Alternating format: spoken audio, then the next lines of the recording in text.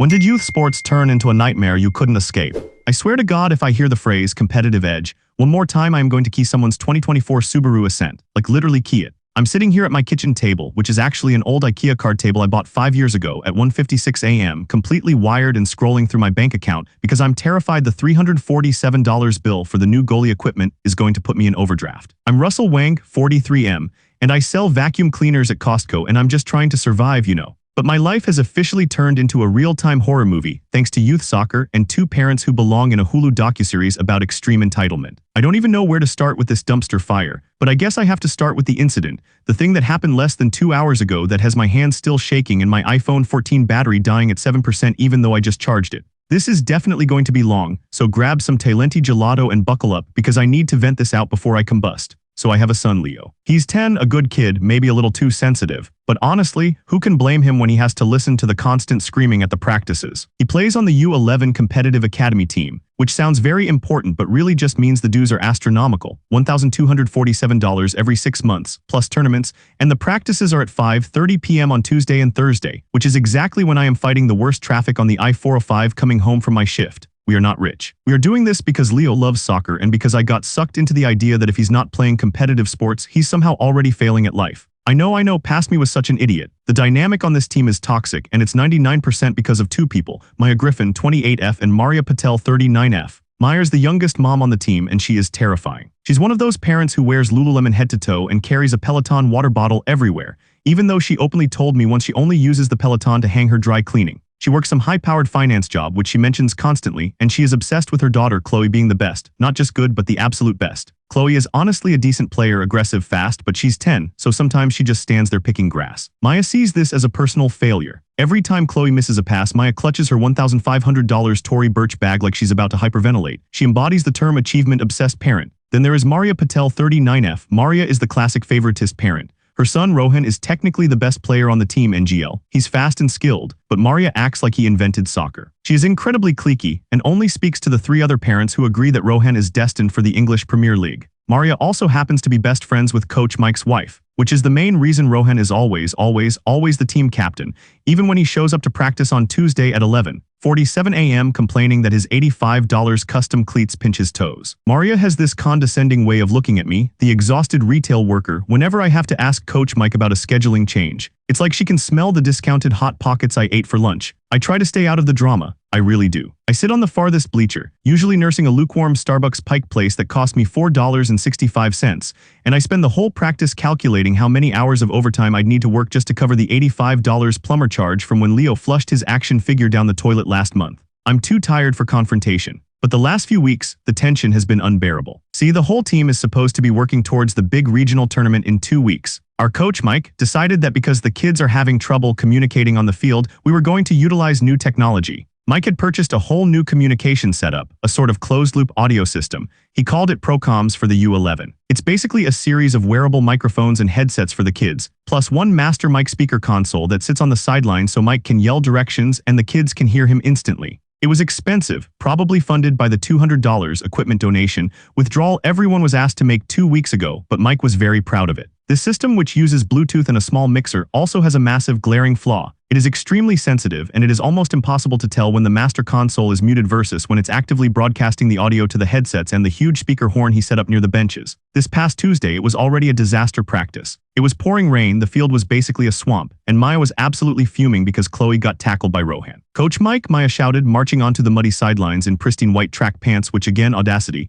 "Rohan needs to learn restraint. That was clearly an unprofessional foul. I saw his intent and he was targeting her." Maria, who was sitting under a huge canopy tent with a latte, didn't even look up from her Samsung Galaxy. "Oh, please, Maya, it's U11 soccer, not the World Cup qualifiers." Rohan was being aggressive. That's how champions play. "Aggression is one thing, Maria. Intentional harm is another," Maya hissed. "You're being dramatic, Maya," Maria drawled, taking a loud sip. "If Chloe were stronger, maybe she wouldn't fall over like a house of cards." I literally sank deeper into my rain jacket. I hate being near them when they do this. It's exhausting just witnessing it. I was trying to check my work schedule for next week because I needed to make sure I had enough PTO hours saved up for the upcoming parent-teacher conference, which I dread more than a colonoscopy. My phone was nearly dead and I had 47 notifications waiting. I just wanted practice to end so I could go home and eat my leftover Costco pizza and watch something terrible on Netflix. Coach Mike, bless his heart, tried to mediate. Ladies, it's fine. Chloe is fine. Rohan, good aggression, let's keep it clean. Now everyone back to the drill. And remember to use your pro comms. Russell, can you make sure Leo's headset is seated correctly? I need everyone on the system today. I got up, walked over to Leo, who was looking stressed, poor kid, and adjusted his headset.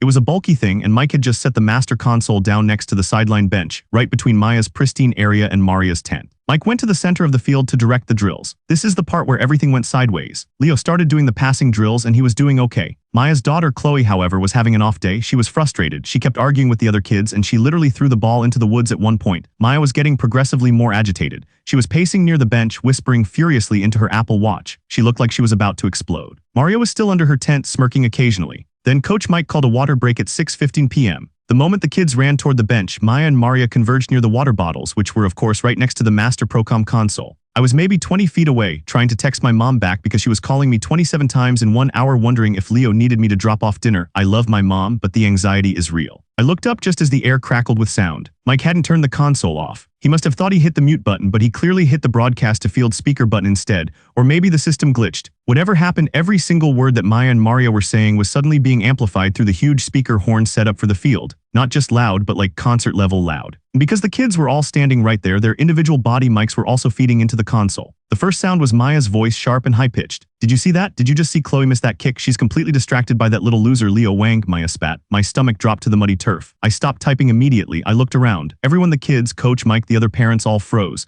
We were hearing a live broadcast of toxic parental commentary. Maria laughed, a cold, dry sound. Oh, the retail workers kid? Yeah, he's totally bringing the average down. Honestly, Russell 43M looks like he hasn't slept in 3 weeks. He probably just wants the practice to end so he can run back to his sad little beat-up Toyota Corolla. The sheer volume of the words stunned me. It was like they were speaking directly into my ear, even though I was across the field. Leo, who was standing right next to the console, flinched violently. He was wearing the headset, so it was probably piercing his eardrums. Maya continued, clearly unaware that the entire field, including me and Coach Mike, was listening in HD surround sound. I mean, look at him. He's wearing that same ripped rain jacket he had last week. His $43.67 grocery bill probably consists entirely of energy drinks and instant ramen. It's pathetic. Chloe needs better influences. Maria, seriously, why did Mike let him back on the team? I thought we agreed that we needed to elevate the caliber of parents. Maria snorted. Well, I tried to tell Mike that he needs to stop accepting Zelle transactions for partial payments. It screams poverty. But Mike's wife owes me a favor and I am going to cash that in before the tournament.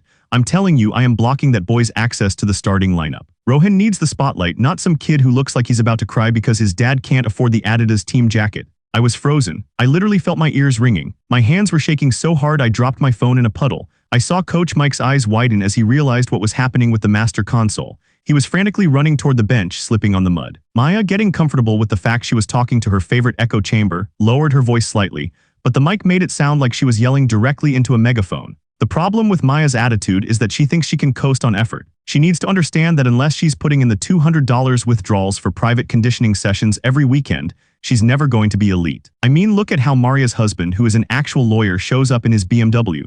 We provide the right environment. Russell just provides stale Panera bread crusts he bought on clearance. Maria giggled. He's just so tired all the time. I bet his store gave him that job because he looks so defeated he makes the customers pity buy the products. And the way he fusses over Leo, it's too much. That kid is never going to develop a competitive edge if daddy is always rushing to grab him a juice box the second he looks slightly uncomfortable. Maria 39F and I were talking about this just yesterday at Starbucks on Main Street. We have to find a way to get Coach Mike to give him the 6-month notice. The lease is almost up on his participation. We need a 60-day notice on Wang. The audacity. The pure, unadulterated, calculated audacity of these two women discussing me and my child as if we were a poorly functioning Roomba they were planning to donate. My heart was absolutely racing, pounding against my ribs. I felt that specific heat of rage, the one that makes your vision blurry and your temples throb. And then Maya said the thing that finally broke me. Honestly, I think Russell's financial situation is probably the real issue. I heard he missed a full payment for the last tournament fee.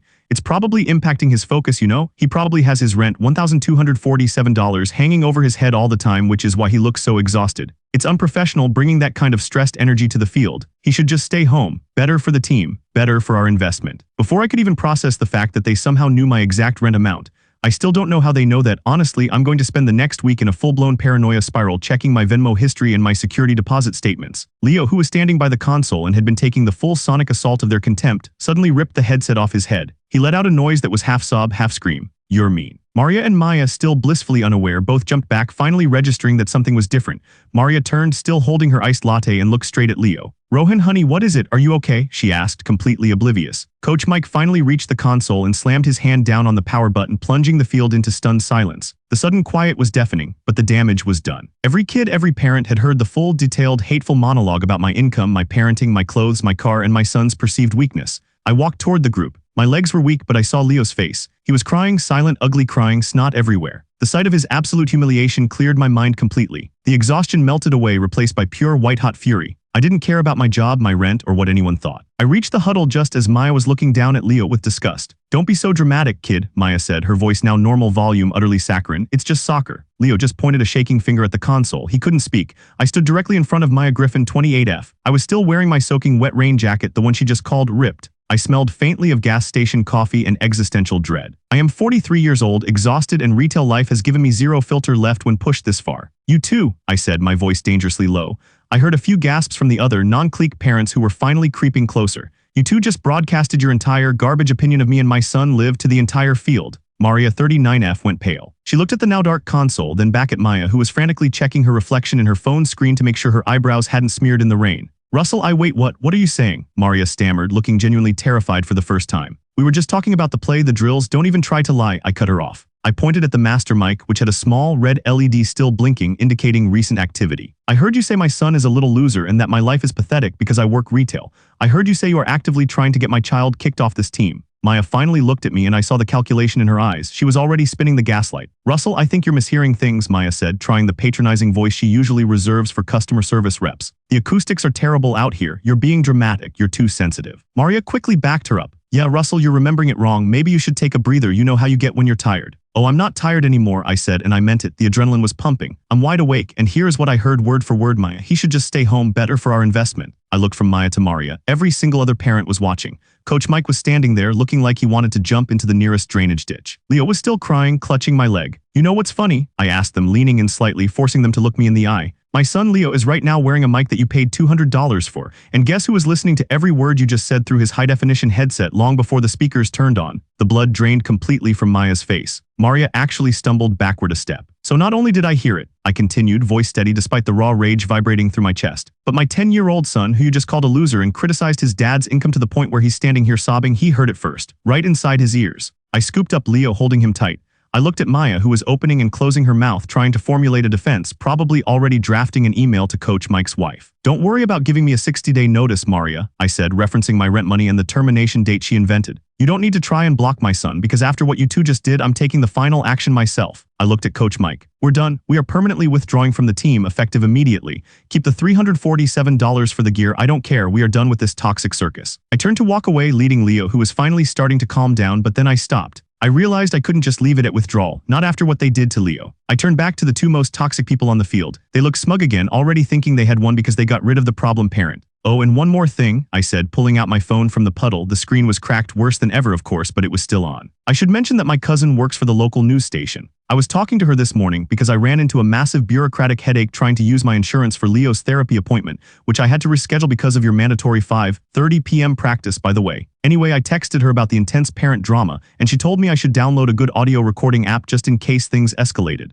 I held up my phone, which was displaying a file. I hit the recording button when I heard the first loud noise from the console. I have the entire 10-minute hot mic moment, every word. The part about my income, the part about me being pathetic, the part where you, Maria, explicitly stated you are using your relationship with the coach's wife to block my son's access to playing time, the part where Maya said my kid should just stay home. I looked directly at Maya and Maria. Their faces were sheet white. I could hear Maria saying something quietly. No, please don't, we can talk. I never said that. You said it right into a high-powered microphone, Maria, I stated. And now I have the evidence. And my cousin, the investigative reporter, is dying for a story about toxic youth sports parents who weaponize their wealth and connections to bully children. We've been together since fall 2019, but this relationship is officially over. I started walking away, holding Leo toward my beat-up Toyota Corolla. I didn't hear what they said next, but as I was opening the car door, I looked back. Maria was screaming at Coach Mike, and Maya was absolutely hysterical, frantically dialing someone on her phone. I drove home, put Leo in bed, and then I grabbed a spoon and the ice cream Ben & Jerry's $5.99. I sat down to upload the audio file to my cousin's secure server, which took forever because my Wi-Fi has been spotty since the storm. I'm exhausted, enraged, and terrified about what is coming next. They are connected, they are ruthless, and I just threatened them with public humiliation and maybe even a formal investigation into the team politics. Maya's husband is a huge donor to the league, and Maria's connections run deep. I literally just declared war on the U11 competitive soccer moms. I'm sitting here watching the file upload progress bar tick slowly, wondering if I just ruined my life, my job, and my fragile financial stability just to protect my kid. I know what they will do next. They are going to mobilize. They are going to text. They are going to call. They are going to try and block me from every single platform. They are going to try and get me fired from Costco. But I have the tape. The smoking gun, I have the nuclear option ready. The file finished uploading 1 minute ago. The tension is so thick I can taste it. I am sitting here waiting for my phone to ring. I know it's going to be bad. And my first thought as I wait for the inevitable storm to break is this: how do I make sure every parent in the league, every administrator, and every potential new recruit hears that audio before the end of the night? I need advice. ASAP. What is the best, most brutal way to release this recording? Should I post it to TikTok? Email the entire league directory? The screen just lit up. It's a text from an unknown number. It reads, "You made a massive mistake, Russell. You have until 8 a.m. to delete that file or we will make sure you lose everything. Don't even think about social media." I think I'm going to need to block everywhere, starting now. But should I respond? Do I release the audio before 8 a.m.? Do I just completely disappear and hide out at my mom's house in Westfield? I don't know. Help. I feel like I'm going to throw up. I swear the air conditioning unit on my Corolla sounds exactly like a siren when it's trying to fight the moisture, which is fitting because I was definitely in emergency mode. I put Leo straight to bed. He was still hiccuping, exhausted from crying, but he just clung to me and kept whispering, "Dad, I hate them. I hate them." I told him I hated them too, and that we were done with those terrible people forever. I feel like that was the right parental move in the moment, TBH. Then I went to the kitchen and uploaded the file. The sheer anxiety I felt watching that little green progress bar inch across my screen was worse than any performance review I've ever had at Costco. When it finally said upload complete, I felt a sudden terrifying rush of adrenaline and then the immediate crash of realization.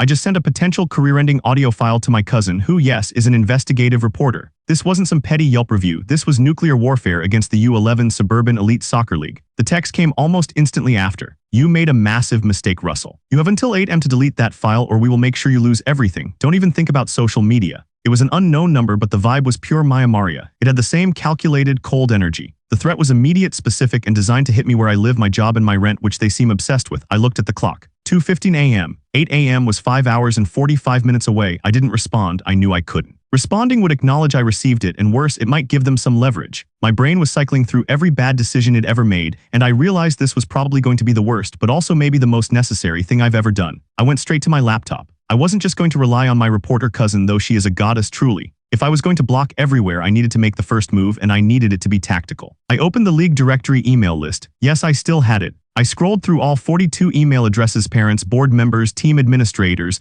I composed an email, short, professional, and terrifying. Subject: immediate withdrawal and concern regarding team culture leadership. Dear League Board and U11 parents, please accept this email as formal notification of my son, Leo Wang's, immediate and permanent withdrawal from the U11 competitive academy team, effective immediately. The environment created by certain parents has become hostile, abusive, and detrimental to the mental health of the players. This action follows an incident on Tuesday date, where two parents, Maria Patel and Maya Griffin, engaged in a highly audible and extremely inappropriate conversation near the sideline. This conversation included targeted bullying, specific criticisms of my financial situation, and an explicit plan to leverage political connections with the coach and board members to block my son from play. This conversation was broadcast accidentally via the new team communication system headsets. My son Leo heard this entire exchange, resulting in extreme emotional distress. I have full audio documentation of the 10-minute exchange, which clearly violates the league's parent code of conduct. The audio file has been submitted to a third party for security, and I am currently exploring all legal avenues. For transparency, a small excerpt of the audio, 5 seconds, documenting the parents discussing leveraging connections to remove my child is attached. Russell Wang, 43 OK, that last part about the 5-second excerpt.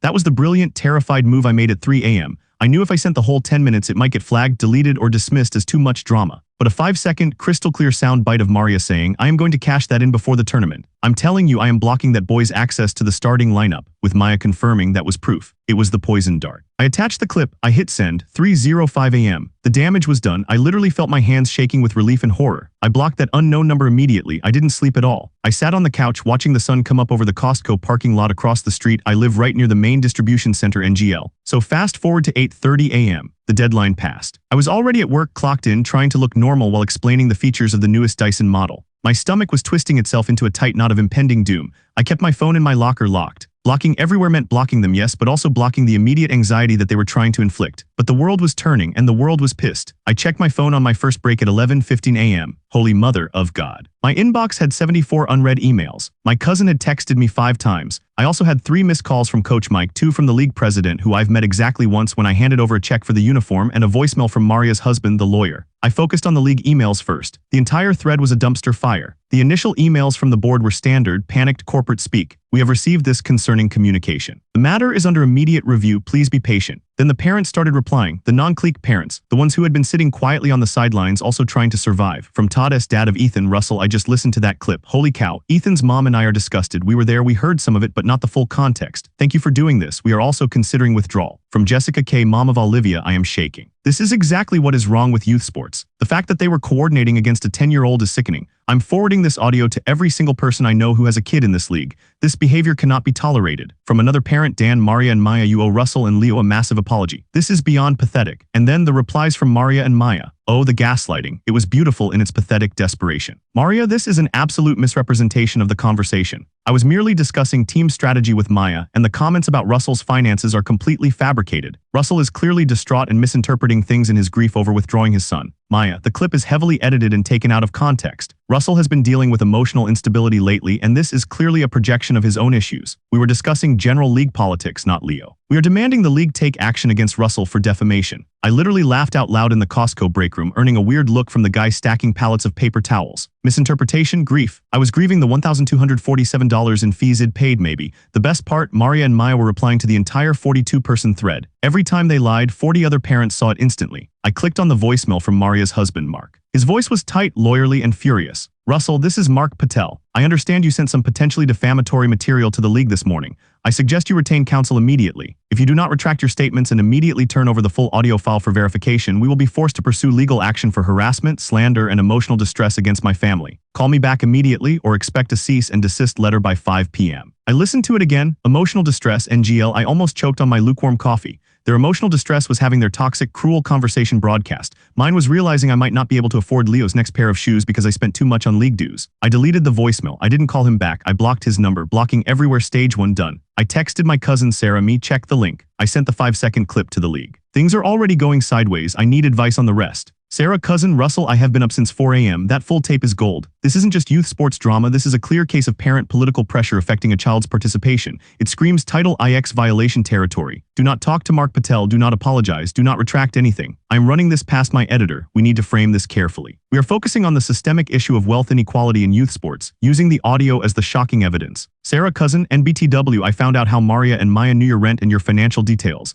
Did you guys fill out the scholarship assistance form 2 seasons ago? OMG, yes. It required last year's tax returns and my lease agreement. Sarah, cousin, they are on the Finance Oversight Committee, Russell. They have access to every parent's submitted financial documents. They knew everything. They weaponized your poverty using information you gave the league in confidence. I literally felt the blood drain from my face again. That wasn't just mean, that was a breach of privacy, and it explained everything. The specific numbers, the rent, the exact tournament payment they claimed I missed, which I hadn't. It was just paid late via Zelle. They were looking through my life and using it against me. The exhaustion was replaced by pure, cold clarity. This wasn't about competitive edges or soccer. This was corporate espionage and athleisure. So it's been 2 weeks since the hot mic incident. A week went by where I was basically a ghost. I stopped going to Costco for 2 days, used PTO, risking that sweet 401k match NGL. I couldn't stand the thought of running into any soccer parents who worked in the area. Leo and I hunkered down. We ordered cheap takeout and watched 80s action movies. I told him he was the bravest kid I knew. He started asking questions about why those moms hated us. It broke my heart, but I answered honestly. They aren't happy people, Leo, and unhappy people need someone else to blame for their problems. The league board was in complete chaos. The 5-second clip went viral within the league. Parents were texting it to each other. The whole competitive community knew the truth. 2 board members resigned instantly, citing irreconcilable differences in leadership ethics. Coach Mike, bless his inept heart, was put on administrative leave while the league investigated his relationship with Maria and her alleged favor regarding the captaincy. I got calls from other parents, not just on my team, but the U13 and U9 teams too. They were sharing stories about Maria's cliquey behavior and Maya's constant pressure. Suddenly, I wasn't the tired, broke retail guy. I was the guy who finally stood up. I was getting messages like, Russell, you're a hero. Which LOL, I just wanted to afford a night off from ramen, but okay. Maria and Maya tried everything.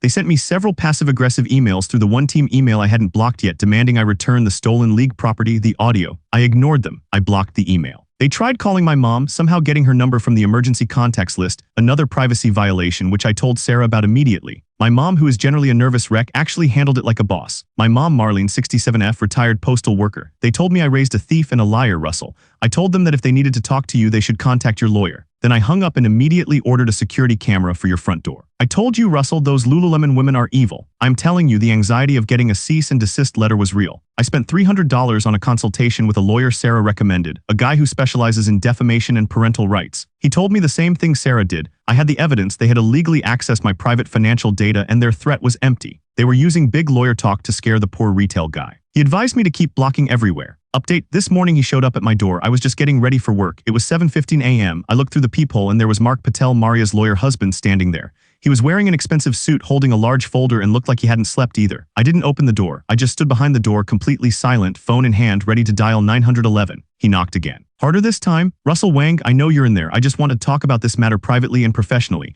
We can make this all go away, Russell. You just need to be reasonable. I typed quickly and quietly, sending a text to Sarah. Mark Patel is at my door. Should I call the cops? Sarah replied instantly. Do not open the door. Do not talk to him. Text him, telling him all communication must go through your counsel. Copy me on the text. I quickly unblocked Mark's number just long enough to send the text. Me, Mr. Patel. All further communication must go through my legal representative, Mr. Jonathan Miller, at lawyer's number. Do not contact me or my family again. I reblocked him. Mark Patel got the text on my doorstep. I could hear his phone buzz. There was a pause. Then I heard him absolutely lose it. He started pounding on the door. Miller, are you serious, Wang? You think you can afford Jonathan Miller? You're playing games, Russell. You are going to ruin my wife's reputation. This is interference with professional contracts. Open the door. I stayed silent. Leo, thankfully, was still asleep. Mark finally shouted, you have ruined everything. Maria's connections, Maya's husband. You think you can survive this? We are going to sue you for the $1,247 in team fees and the emotional damage you've caused. He eventually gave up and stomped down the stairs. I watched him get into his sleek black BMW. I felt victorious but also nauseated. The financial threat was still real. Even if the defamation threat wasn't, they would try to recover the fees. 3 days after that, the investigative piece dropped. Sarah is amazing. It wasn't just a local news report. It was a full digital feature on the station's website. Pay-to-play problems. How wealthy parents weaponized financial data and team politics against a child in youth soccer. They didn't name Maria and Maya directly in the headline, but they used the audio. They used excerpts of the emails. They detailed the league's scholarship program and how the finance committee had access to confidential tax returns and lease agreements. They blurred the faces of the children and Coach Mike, but they used the full names of Maria Patel and Maya Griffin, detailing their positions on the committee and their high-powered careers. Maria is a business consultant. Maya is VP of operations. The story was brutal. It was all facts, no sensationalism, which made it hit harder. The response was immediate and overwhelming. Local parent groups went ballistic. The league president resigned within hours. The State Youth Soccer Association announced a full review of the league's operations and financial oversight.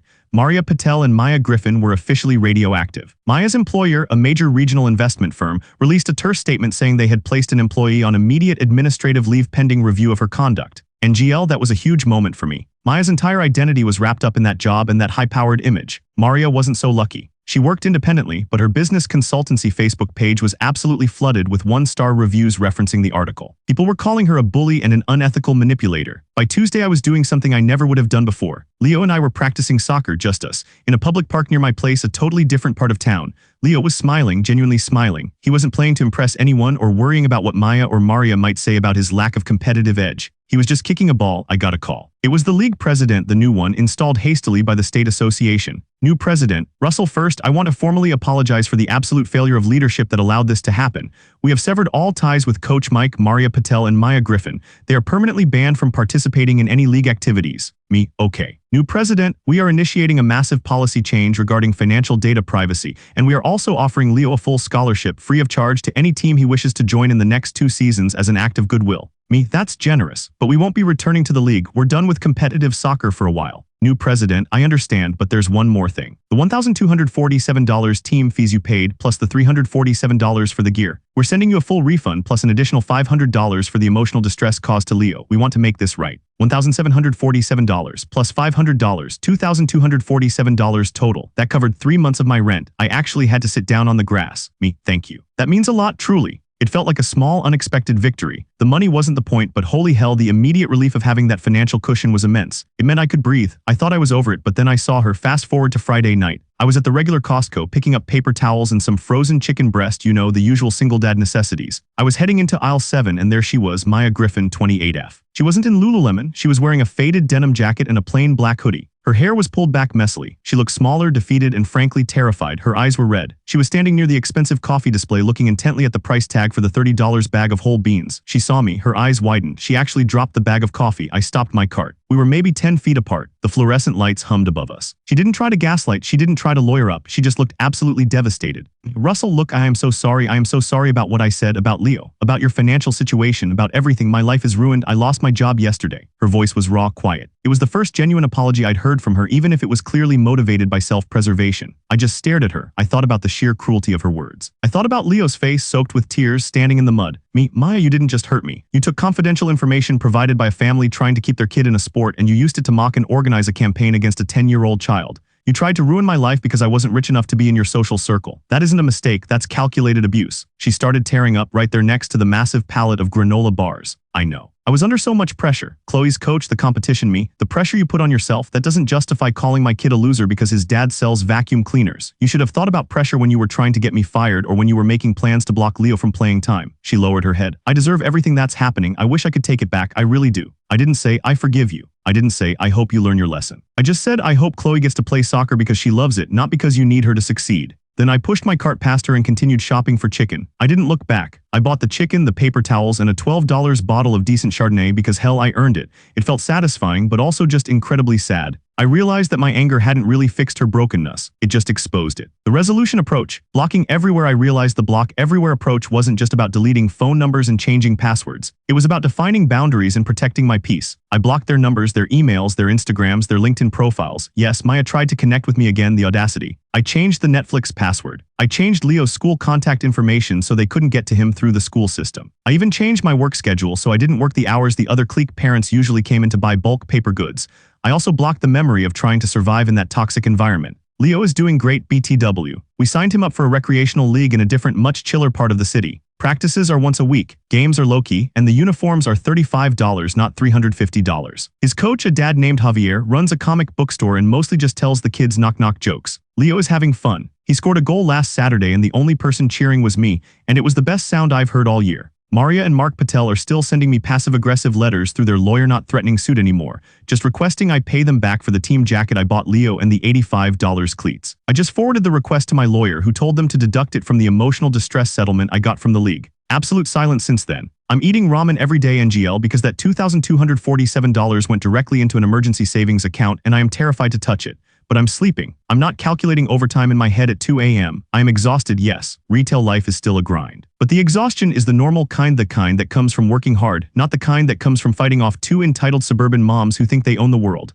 I had a breakthrough moment a few days ago. I was talking to my therapist. Yes, I started seeing one. It's expensive, but necessary. I told her about the entire ordeal, the hot mic, the threats, the confrontation with Maya at Costco. She asked me what I learned. I realized I learned that I spent 4 years thinking I wasn't good enough, thinking I was failing Leo because I couldn't afford the right environment or the elite training. But that whole time, I was the only truly good, normal parent there, fighting for my kid's dignity with basically nothing but a busted iPhone and some adrenaline. I realized that the biggest mistake wasn't staying on the team too long, but letting their perception of my financial worth define my actual worth as a father. I'm 43, I sell vacuum cleaners, my car is old, and my credit score probably took a hit when I used that PTO, but I am showing up for my kid. And that's the only competitive edge that matters, honestly. I still check my bank account late at night. The panic is still there. But yesterday I laughed at a stupid TikTok about a dog trying to eat a washing machine and realized I'm gonna be okay. I guess the only thing I didn't block was the hope. And the $2,247 check. Anyway, that's the update. Thanks for letting me vent. I highly recommend deleting, blocking, and professionally destroying the people who try to mess with your kids. It's stressful but worth it. We'll update if Maria tries to sue me for the price of Rohan's used shin guards. But hopefully they're too busy trying to find new jobs to worry about my Corolla anymore. Peace out.